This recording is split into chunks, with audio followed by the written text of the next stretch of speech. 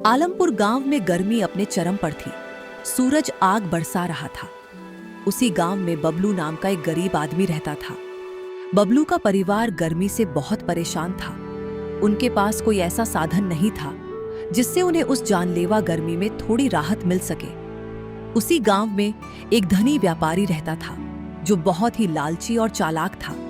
एक दिन व्यापारी अपने व्यापार के लिए शहर जा रहा था। तपती धूप में चलते चलते थक गया और उसने एक पेड़ के नीचे आराम करने का फैसला किया। सफर के दौरान उसकी सोने के सिक्कों से भरी कीमती थैली कहीं गिर गई। उसने घंटों अपनी थैली तलाश की मगर थैली का कोई पता न चला। उसने गांव में घोषणा करवाने का फैसला किया। सुनो सुनो आलमपुर के लोगों, जरा गौर से मेरी बात सुनो। व्यापारी बलदेव सिंह की सोने के सिक्कों से भरी थैली कहीं खो गई है। जो भी गांव का आदमी सोने के सिक्कों की थैली को तलाश करके व्यापारी जी को लाकर देगा, उसे 10 सोने के सिक्के इनाम में दिए जाएंगे। इस गर्मी में अपनी किस्मत आजमाओ और जल्दी से उस थैली की खोज शुरू करो। अरे, यह व्यापारी हमें क्या मूर्ख समझता है जो इस जानलेवा गर्मी में हम इसके सोने के सिक्के की थैली ढूंढते फिरें। और अगर मान भी लो कि किसी गांव वाले ने इसकी थैली तलाश करके इसे दे भी दी, तो यह उसे एक सोने का सिक्का भी नहीं देगा। यह सब उस लालची की चाल है। तुम सही कहते हो भाई।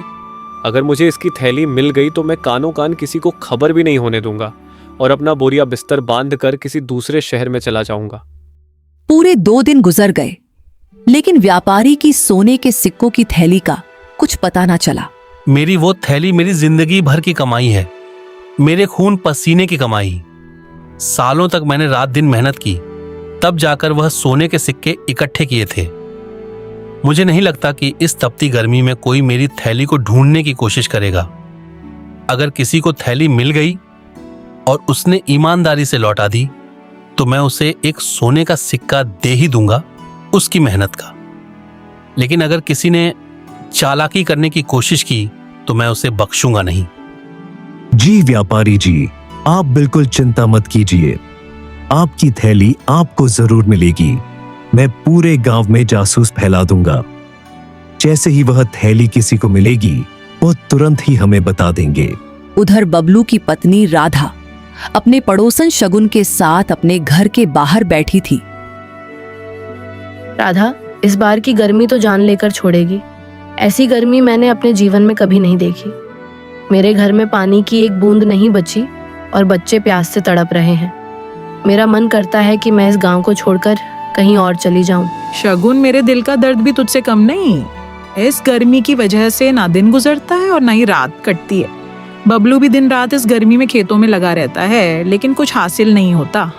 बस घर का गुजारा ही हो पाता। हाँ राधा, सच कहा। मेरे पति भी दिन भर मजदूरी करते हैं मगर जो कमाते हैं वह पेट भरने को भी काफी नहीं।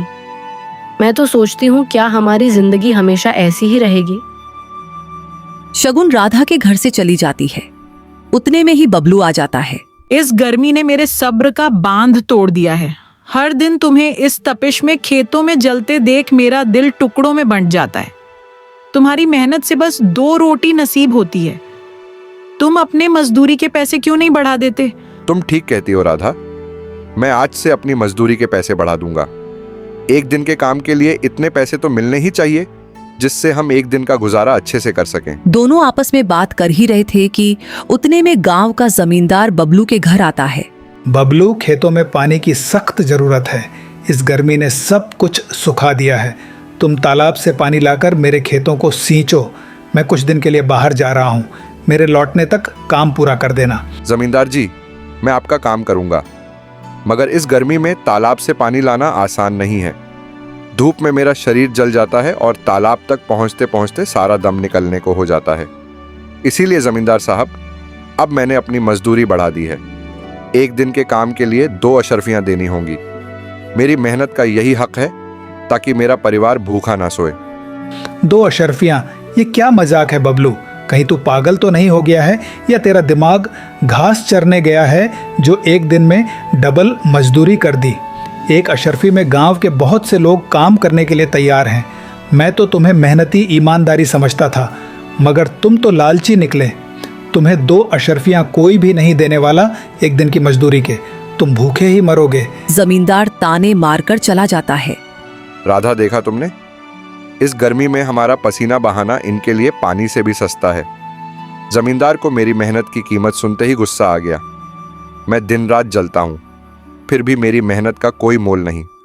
कभी कभी लगता है इस गांव में मेरी ईमानदारी ही मेरी सबसे बड़ी कमजोरी है। बबलू, आपकी ईमानदारी कमजोरी नहीं, आपकी ताकत है। इस गर्मी में आपकी हालत देखकर मेरा मन टूट जाता है। आप बिल्कुल भी चिंता मत करो, मैं आपके साथ हूँ। राधा, तुम्हारा साथ ही मेरा हौसला है। अब से 2 अशर्फियां ही लूंगा, चाहे कोई काम कराए या ना कराए।